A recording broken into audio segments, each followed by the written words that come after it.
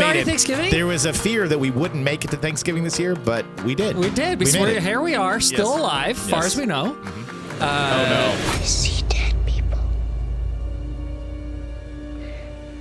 Today, we are here to discuss, because we educate. We educate. We riff, we joke, but we educate. Yes. And we're going to teach people about Thanksgiving. We better. We're going to try. We're going to hope. Yeah, but I think each of us have been assigned a different kind of portion of Thanksgiving, but are we going to start at the past and work our way? Our own portions, like a Thanksgiving dinner, if you will?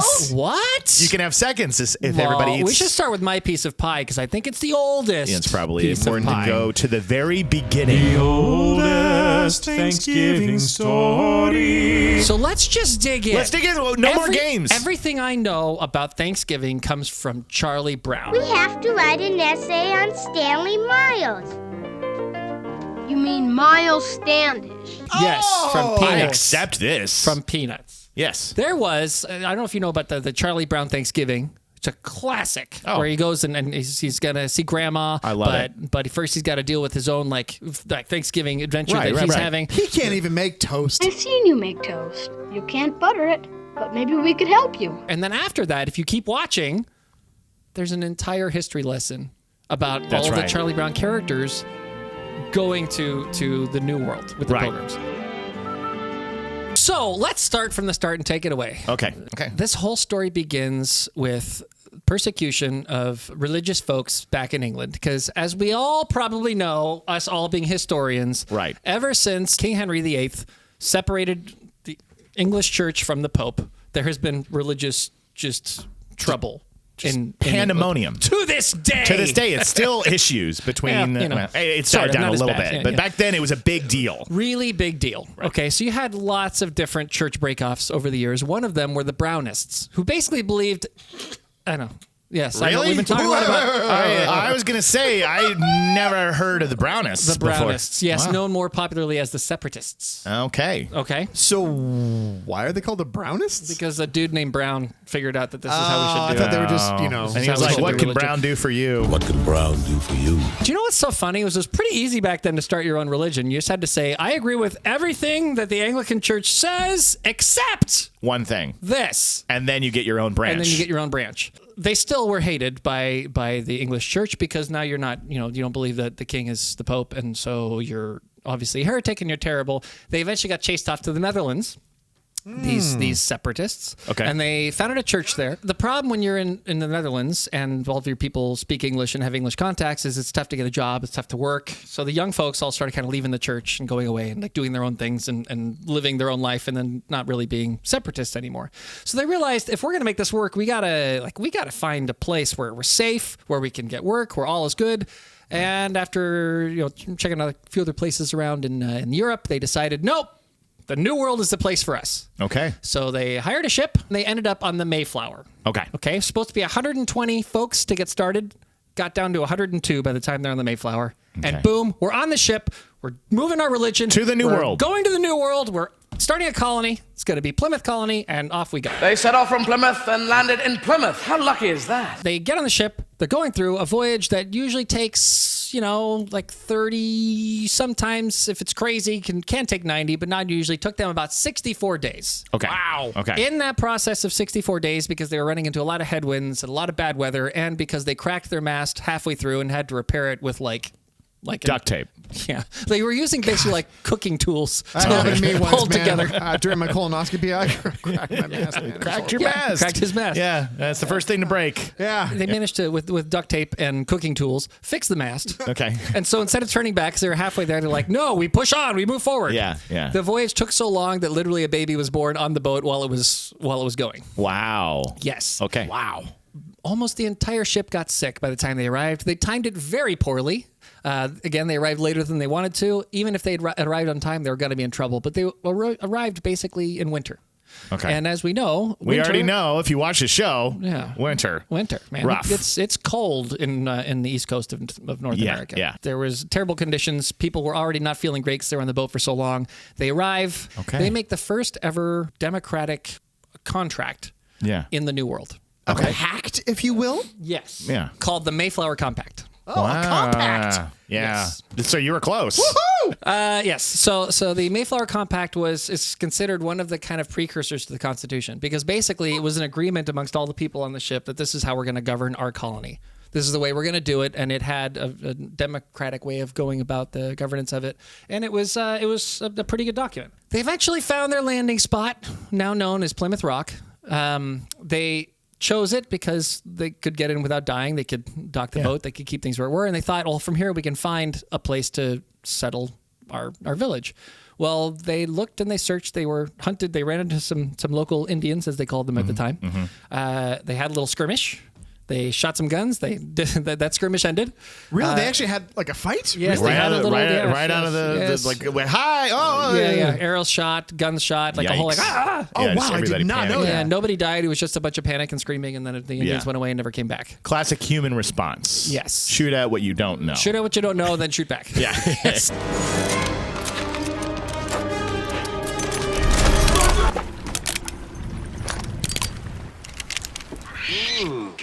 Guns.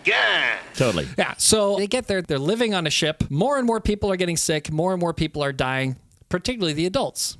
Okay. So time is going by.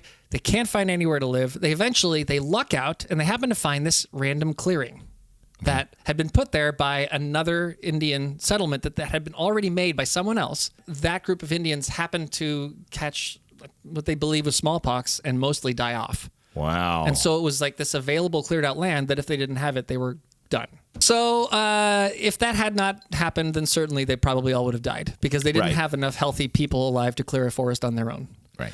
So they came onto land. They made their first medical kind of housing, and were able to cure some of the people, get some of the people recovered, and start building their little village right here. In the end, after all of this madness, because this was more than just a health problem, it was also a what do we eat problem, because they didn't really know how to grow the food where they were. They were able to find some corn. They were able to find some seeds. They didn't really know what to do with it all. They weren't planting and it wasn't working. They got incredibly lucky again because they ran into a dude named Squanto. Squanto! Hey, Squanto. We kind of all remember the name Squanto from some point, I think, in our childhood. When someone told us the story of the Pilgrims and we never listened. Right. Right. So Squanto had a crazy life. This guy was living the dream, just in the Americas, doing his thing. Yeah. He gets captured by years earlier, like 5-10 years earlier, by English. Oh, okay. English who are coming over. Captured, taken as a slave, brought back to England, where he was a slave for a few years, learned English, became fluent in English, and decided after he got his freedom, I want out. I want to go back home. Yeah. So he was able to get onto a charter ship, get himself back to North America, go back to his tribe. And then he happens to be walking along where he sees all these friggin' white people that are settling up a struggling, thing. can't figure out how to make And any he's food like, grow. He's like, hey, everybody. In English. Yeah, in perfect English. So And like, they were like, you speak English? He's like, sure do, pal. but he learned in England too, so he was probably like, right, of course I do. Yeah. Tickety boo. Tickety boo. So the second stroke of incredible luck is not only do they meet an Indian who's willing to help them, but he speaks fluent English. Right. That's insane. Yeah. So he's, with the permission of his chief, Massasoit. It's another name we probably all remember, Massasoit, right? Vaguely. I tuned out a lot in school. That's no problem. Yes. Yeah. So basically, his chief was like, okay, now that we scouted, you figured them out. They seem like they're not doing harm. Let's go ahead and help them figure out what the hell they're doing because they're just going to die out there. And they thought this isn't going to be very nice to have them die. Yeah. Okay, so they teach them how to sow the corn, how to plant the seeds that they found, how to survive, right? Yeah. Until then, they were literally being helped by the Wampanoag tribe, which is who Massasoit I do remember the was Wampanoag chief tribe. of. Right. Yeah. They literally gave them food and gave them more seeds and just gave them the assistance they needed to survive that first year because they were totally and utterly screwed. Yeah. Because they helped them, they had their first successful harvest that next year. Right. So to celebrate that first successful harvest and to thank the Massasoit and everybody for helping them Wampanoag out, tribe, yeah.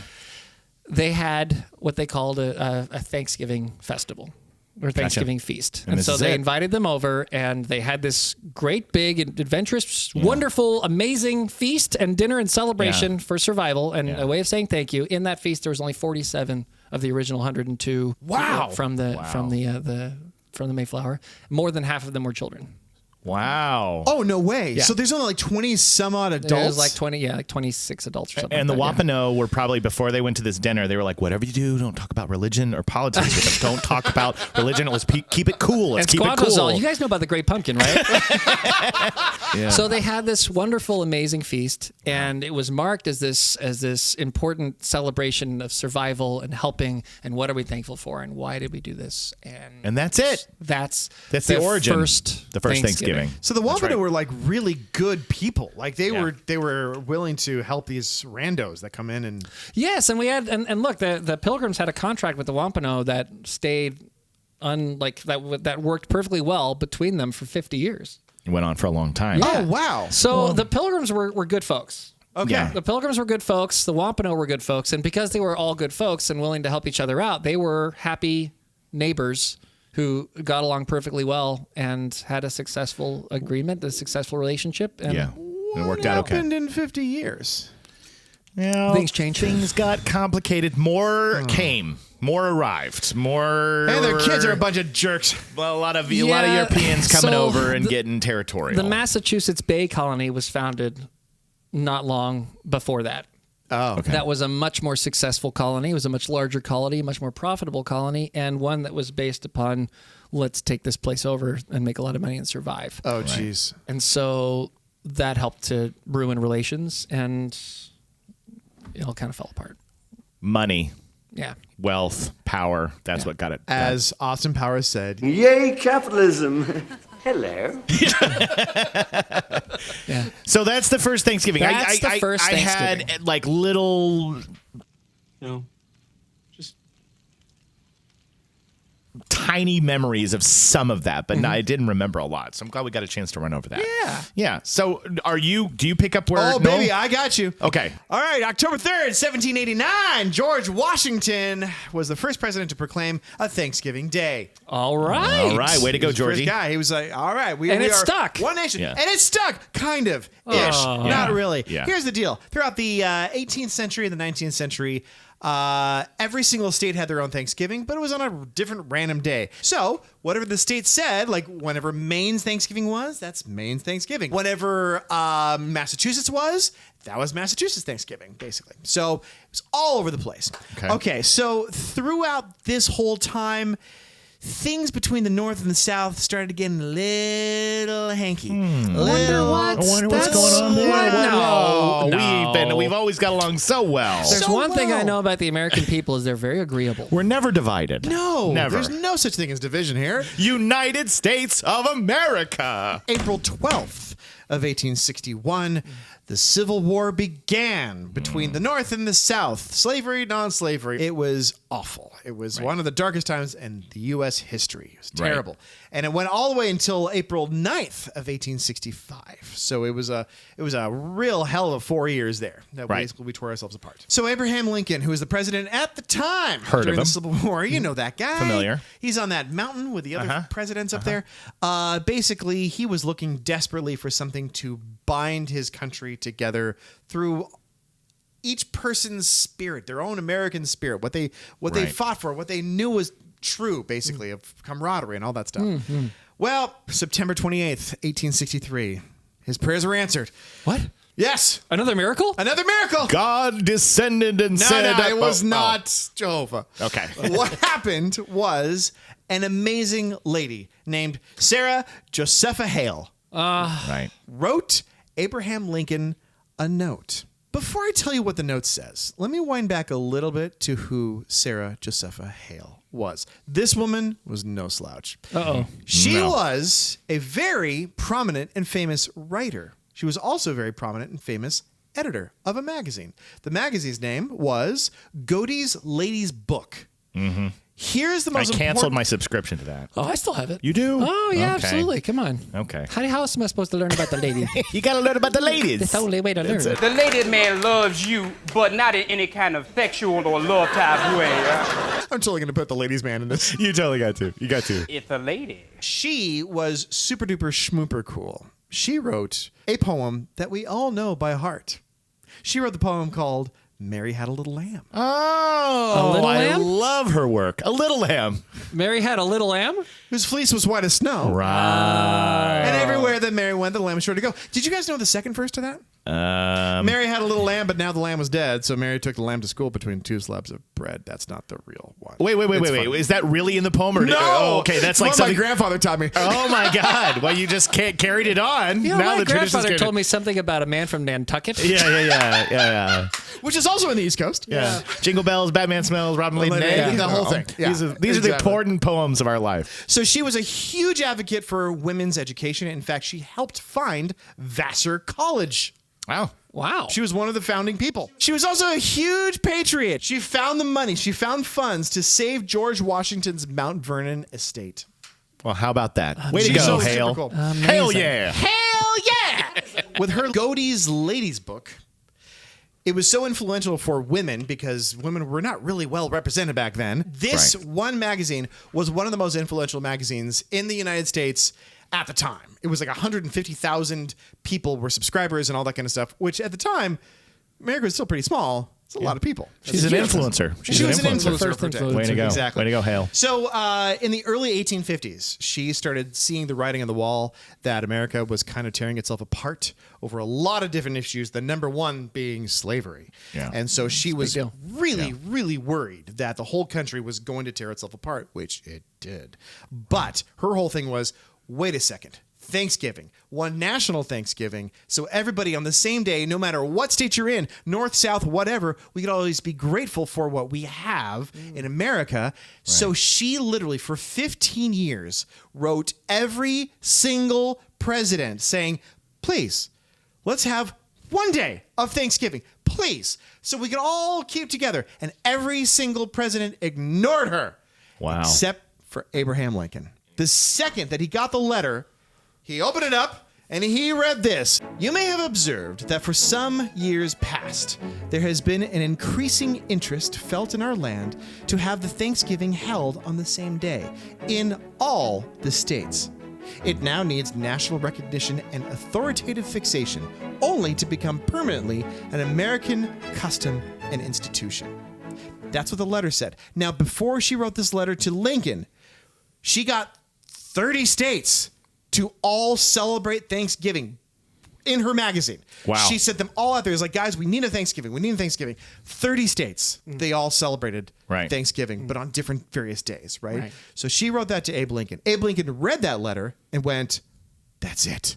That's genius. Yeah. So on October 3rd of 1863, 74 years to the day that George Washington declared Thanksgiving, he said, ladies and gentlemen, boys and girls, all Americans everywhere, we now all must celebrate a Thanksgiving Day on the last Thursday in November. Yes.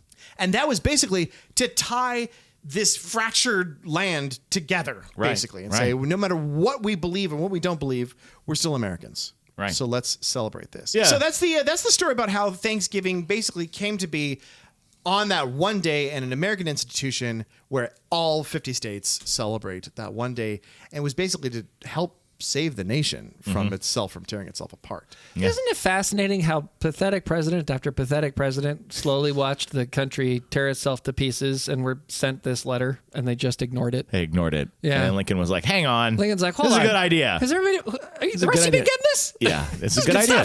Yeah, this is good stuff. This is quality work. Stuff. So my topic was, how do we get to the Thanksgiving that we know today? Okay. Right? So I'm taking it into the last 100 years or so. So basically, or a little bit more, because we have some traditions. We have some Thanksgiving traditions, right? We do, and those would be things like the Thanksgiving turducken. The turducken! How does a turducken go again? It's a chicken, turkey, and a duck. You shove a chicken inside of a duck. And then you shove a duck inside of a turkey. And you have to say it like John Wayne. And you cook it up. You got to say it like that. Until it's all made into food. Sorry, John Wayne making a turducken is my new favorite Thanksgiving tradition. I mean, here's a leg. Then we got 3 here. We got 3 here. Now you have, so there's things that we know that are synonymous with Thanksgiving now, and that is football. The Macy's Day Parade. Oh, my favorite. The Turkey Trot. Of course. Black Friday. Yes. and Friendsgiving. Friendsgiving. So those are the things that I'm going to cover. The Macy's Day Parade is started around 1924 on Thanksgiving. It's originally called the Macy's Christmas Parade. And that's what they call it at first, but it does take place on Thanksgiving. It's to bolster Macy's opening, get attention on the store, get people excited about shopping, toys, exactly. And they use animals from the Central Park Zoo in the parade. And they have to this day? No, I think they stopped doing that. But back then they did. Yeah. So then they start deciding to use balloons. Yes. And that's the balloons are insane. That's the insane thing. Yeah. So in 1927, Felix the Cat is the first balloon that they use in the parade. Yes. But here's the funny part. So when they were done with the parade, they didn't know what to do with these balloons. So they would just let them go up into the atmosphere and let them just pop. And these gigantic balloons. Gigantic balloons. So then eventually they were like, okay, there's got to be a better way to do this. So they put these valves on the back of them so that when they did release them, helium would slowly drain out when they put them up so they wouldn't pop. They would just get out there and there would be a return address to get the balloons back. What the? Sometimes the balloons would get back and sometimes they wouldn't, which means that there were some farms out there that were like, hell yeah, we got a giant Felix the Cat. This is gonna be the best birthday party for Chris ever. You know, like God. It's just that is what would go on. So they would release them, some would come back, but one ended up in the drifting out to sea. Yeah. One ended up in the East River. Yeah. And in 1931, one wrapped around the wing of a plane and sent it into a tailspin. So they're like, we're no longer going to release the balloons. Wow. Because it was a big problem. Yeah. Yeah, exactly. So they've refined it. They fixed it. They have a system now where they can inflate the balloons. They can deflate the balloons. They can keep them. They're not ending up in people's land and the ocean and all that stuff anymore. Sure. So that's the origin of the Macy's Day Parade. Okay, so then we move on to football. Yes. Football. Okay, so in the late 1800s, there's no NFL yet. It's just colleges, okay? And that's the only way that people are really participating is colleges and schools. There's a lot of loyalty attributed to colors in your school. Yeah. And so they decide to start hosting these Thanksgiving Day games to kind of bolster the excitement about football because it's just not a big deal yet in the country. Right. So in the late 1800s, like 1876, that starts happening. And it really starts to transform the game of football from just a sporting event to a social event. So now people are like, this is a reason to get together. It's like get together and watch a game. It's not just about the sports. It's about we're hanging out, right? So this becomes more and more associated with the game of football, and it continues to grow, and the popularity continues to grow. And then they start moving their intercollegiate Thanksgiving games to New York. And this is where like colleges and universities are coming in from out of town, and there's a lot of excitement around it. And this is the end. This like 1890. Now it's like this is a part of it. Yeah. Wow, now, that's a long time ago. 1890. Yeah. Wow. So this is still college, and it's this is all this stuff is happening, but not everybody's stoked about this. Like the New York Herald of the time writes an article, and they're like, this rise of football on Thanksgiving is taking away from God and like our day for to be thankful for his mercies. This isn't what this day is about. But it really starts working. And to your point about Abraham Lincoln, it actually helps tremendously because it adds a secular side to Thanksgiving that works for the non-religious people, the people that are not devoted to God. They're kind of like, hey, if it's a day where we're going to get together and watch football, I'm all about it, right? Huh, cool. So then we get to the 1920s and the NFL starts. Right. NFL starts, and at this point in time, baseball is our sport. Nobody gives two flips about football, and it's struggling to really get off the ground. Particularly pro football. Exactly, pro football. Nobody cares about pro football. Right. So like, how do we get people excited about it? Thanksgiving game. Kermit. So they decide to do Thanksgiving games again. And at this point in time, they're doing like 6 games on Thanksgiving. It's down way less now. But back then it was like a lot of games on Thanksgiving. Yeah. It's helping. People are starting to get into it a little bit. And then in 1934, the Detroit Lions, they're like, okay, we're going to do this Thanksgiving Day game. And that really launches their brand, their sport, starts to help put eyes on the holiday. And then in the 1960s, a new team called the Dallas Cowboys are rising up, and they're like, how do we get people to recognize our team? So in 1966, they do a Thanksgiving Day game, and both those teams, the Detroit Lions and the Dallas Cowboys, to this day, still do a Thanksgiving Day game. And and that in the 1970s, that made Dallas Cowboys became the most popular NFL team in the country. They were like the biggest deal ever, and a lot of people credit it to this Thanksgiving game thing. So it is. You will see this this Thanksgiving and every Thanksgiving that you've probably ever lived. If you try to remember, if you try to be number, Detroit had a game, Dallas had a game, and then they did one more. So there's 3 games that happen that day. There's one game that rotates that the league decides, but the other 2 are always the morning one is Detroit. The afternoon one is Dallas. And the evening one is just 2 other teams. Somebody else. And I never knew this. And it says that when I was reading, it was like it used to be a lot of games. Now it's down to 3. Yeah. That's the 3 things that they do on Thanksgiving. Yep. So it really was the way that America kind of came together on a very religious holiday.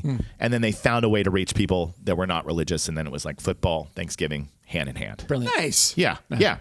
So then we get to Black Friday. Oh, boy. The term Black Friday, calling something a Black Friday, it was associated with calamities.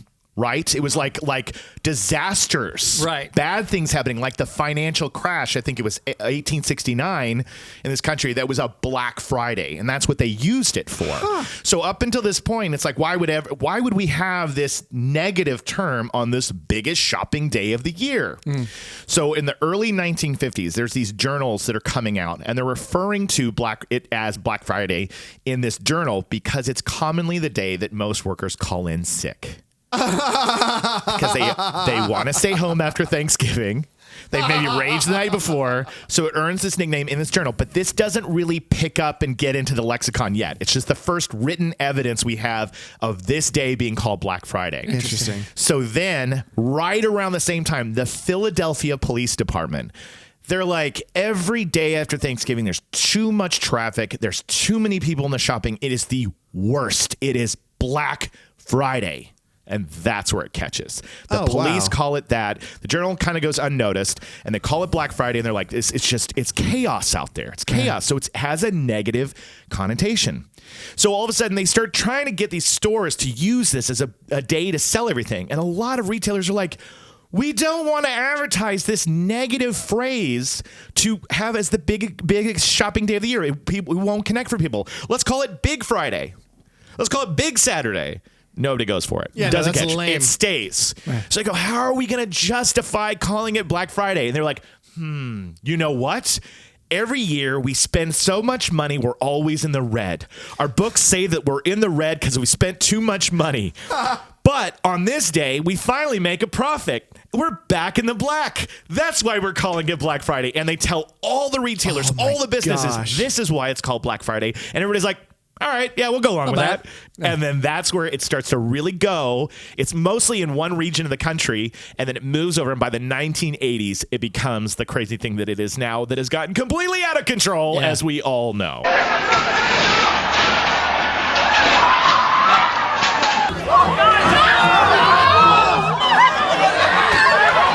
So that's Black Friday. Yeah. Wow. Then Friendsgiving, which, I mean, this is just a kind of a side note. They credit it to a tweet in 2007. What? But a lot of people say that was the first somebody writing the word Friendsgiving. But they say it goes back to the TV show Friends from the 90s. Just a group of friends. The concept being nobody had thought if you can't get home to your family, if you can't go see your mom and dad, grandparents, uncles, aunts, cousins, you could hold a celebration with food with your friends. Like, you don't have to always make it home to your family. So that's a modern Friendsgiving, right? Okay, and then what was the last thing that I had? I think it was the Turkey Trot. Yeah, Turkey Trot. Turkey Trot. Turkey Trot is the oldest race in America. It predates the Boston Marathon by 1 year. Shut your face! It is the oldest ever. So the Turkey Trots that still go in the state have become a nationwide phenomenon. They bolster a ton of people participating in the Turkey Trots every year, and it's been going on since I think it was 1896. That's incredible. Insane, So right? wait, the Turkey Trot, is that like one race at one specific location, or is it like all over the there's country? turkey trots everywhere. Here's some fun facts. The race is spread across the United States, and other Thanksgiving races have popped up all over the East Coast. The Buffalo Turkey Trot is now one of the largest races in the country with a cap of 14,000 participants. Holy smokes. Women didn't compete in the Turkey Trot until 1972, because as we learned, we have issues in this country with those kind of things. We've always included them. Runners, yeah, exactly. Runners often dress up for the race. That's a common thing. Dress up like a turkey. Dress up like a pilgrim. Dress up like, just to Wampanoag. hide your pot belly because you ate so much the night before. The race has continued through all kinds of weather, including a blizzard in 2002 when over 5,000 runners competed through a blizzard. So those are some fun. My gosh. Nothing's going to stop us now. Can't. So that's the Turkey Trot. Love that. And then while I was digging up, I looked up wishbone, but that's been going on for 2,400 years. Okay. 2,400 years? Yeah, that starts with the Etruscans. A little older. Yeah. So the idea of breaking the wishbone was something that goes all the way back then, but it was always like a chicken. Yeah. And then when the tradition got brought to the States, they were like, ooh, turkey. So they just switched it over. But the wishbone's been around a long time. The turkey, as we all know, is native to our land. That's right. And Benjamin Franklin believed that the turkey, not the bald eagle, should be our national bird. And then Thomas Jefferson was quoted as saying, that settles it. Ben Franklin's a moron. I love that story because it would have really screwed things up. You know what I mean? Like if the turkey would have been our national bird, there goes Thanksgiving. Yeah. Like we can't have them anymore. Yeah. It's an odd but awesome bird. It's an odd but awesome. Right? Our bird is an awesome bird. Bird. He clucks when he walks out around. I guess we celebrate that there's so many of them by eating them. I know. I know. Pretty much. Apologies to the vegans. Yeah. There's other ways to celebrate, but hey, but there's a lot of turkeys. Yeah. We're not running out anytime soon. No, There's 3 in this room. You know what I'm saying? And they're huge. They're large birds. They can feed a lot of people with a turkey. All right, boys. So what? One thing that Okay. you guys are grateful for this Thanksgiving? I've got one. I'm grateful for this show. Yeah! Because I'm grateful that we finally found a platform where we get to inspire people around the world with humor and education and have fun. It looks great. It's a blast to watch. I am grateful for the Upward Spiral. Hell yeah! Yeah, I'm grateful for that. All right. That was kind of a cheating answer. I'm literally in this space. Yeah. No, that's good. No, This year, it's especially great for me. Yeah? Yes. My kid went to college. That's right. Freshie. So it's her first year being Frosh. gone away from us, 1,500 miles away from us. Yeah. And she's flying back for Thanksgiving. Oh, awesome. So I'm going to see my daughter, and I'm really excited about that. That's wonderful. That's really, like everything else is whatever. I don't give a crap. It's all about this. It doesn't matter what we eat. Doesn't matter how much football we watch. It doesn't matter the cool weather. It doesn't matter that Black Friday comes. I don't care about any of that crap. You just care about your daughter coming I hang home. out with my girl. That's great. Yeah. I love that. Clayton. Green bean casserole. I brought the green bean casserole. We brought the green bean casserole. The holidays aren't complete without a green bean casserole. Tell us what you're grateful for, audience, because Clayton's is garbage. That's right. That's true. So write in the comments what you're grateful for. Yes. And you boys ready to strap into a little turkey trot for your Thanksgiving catapult? Yes, I'm ready. I'm ready. All Let's do it. Strap in, ladies and gentlemen. Here comes your Thanksgiving turkey trot catapult. Come on, leave me alone.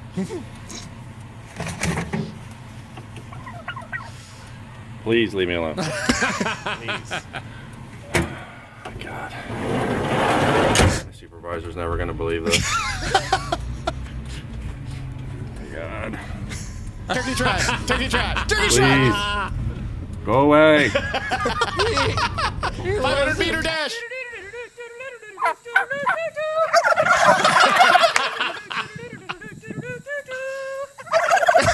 Get out, everybody. Happy Thanksgiving. Happy Thanksgiving.